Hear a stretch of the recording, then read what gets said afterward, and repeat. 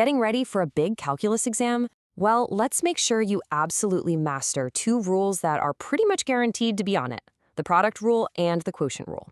Think of this as your personal study guide to help you nail those questions. So here's our game plan. First, we'll talk about why we even need these rules. Then, we're going to break each one down step by step. We'll run through some examples, and then we'll cap it all off with a final challenge to really make sure this stuff sticks. Okay, let's dive right in. By now, you're probably a pro at taking the derivative of simple stuff like x squared or e to the x. But what happens when they get multiplied together? Like x squared times e to the x. Yeah, our basic rules just don't work there. It's time to add a couple of new tools to our calculus toolkit. And our very first new tool is the product rule. The name pretty much gives it away, right? This is the one we pull out whenever we need to find the derivative of two functions that are being multiplied.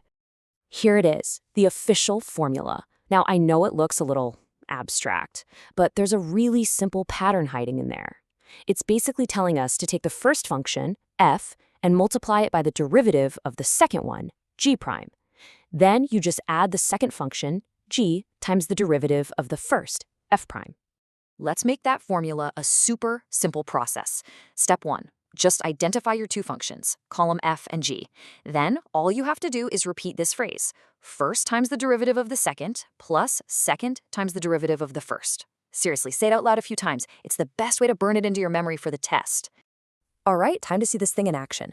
For our first example, we're going to find both the first and the second derivatives of f of x equals x times e to the x.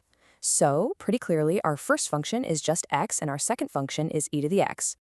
Getting the setup right is literally everything.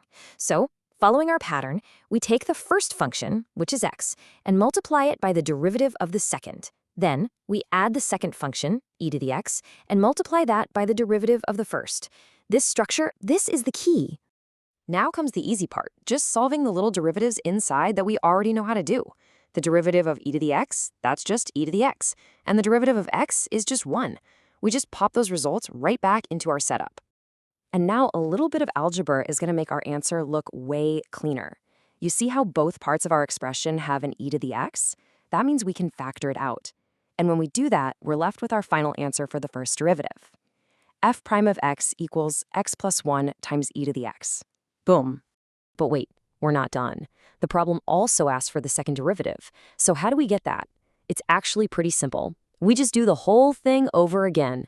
We apply the product rule, but this time we apply it to the answer we just found. So let's see how that works. Our new first function is that whole chunk, x plus 1. And our second function is still e to the x. And we just apply the exact same rule.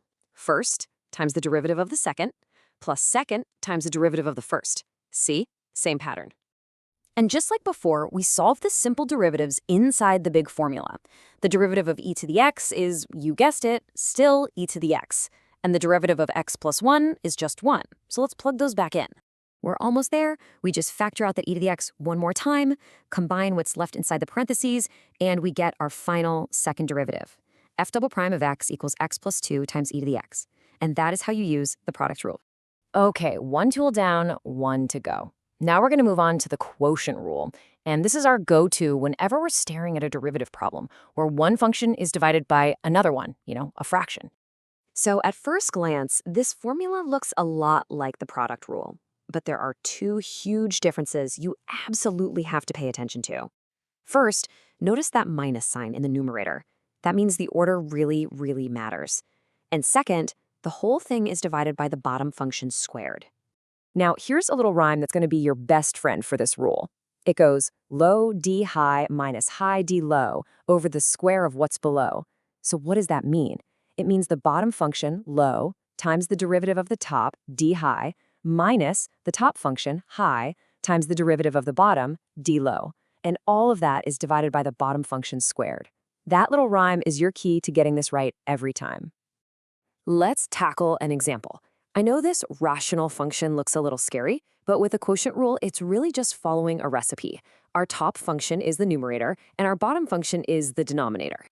Okay, first things first, we've got to carefully set up the formula using a rhyme. So we've got low, the denominator, times the derivative of high, the numerator.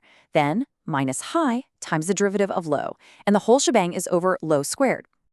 Next up, let's figure out those derivatives in the numerator.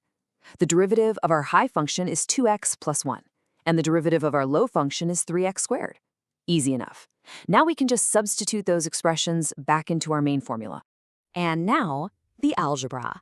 Honestly, this is where most mistakes happen, so you've got to be careful. We need to expand both of those products in the numerator. The most important part, make sure you distribute that negative sign to every single term in that second product. It's a classic mistake. And for our final step, we just clean it all up. We combine all the like terms, the x to the fourths with each other, the x cubes, and so on to get our final simplified numerator. And just like that, we've found the derivative. It's a process, but it works. Okay, we've broken down both rules, and we've walked through an example for each one. So now it's your turn. It's time to put your new knowledge to the test and see if you can apply what we've just learned. Here's your challenge question.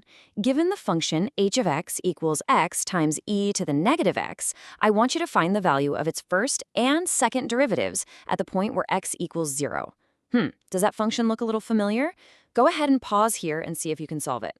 And here is the solution. So, what was the trick? The trick was realizing you already did all the heavy lifting. This is the exact same function from our very first example. All we have to do is take our answers for the first and second derivatives and just plug in x equals 0. When we do, we get 1 and 2. The big takeaway here is to always be on the lookout for patterns. Sometimes the hardest part of a problem is just recognizing you've already found the answer. So there you have it, the product and quotient rules. Of course, the next step is figuring out what happens when you have to combine them with the chain rule. But hey, that's a topic for another study session. Good luck on your exam.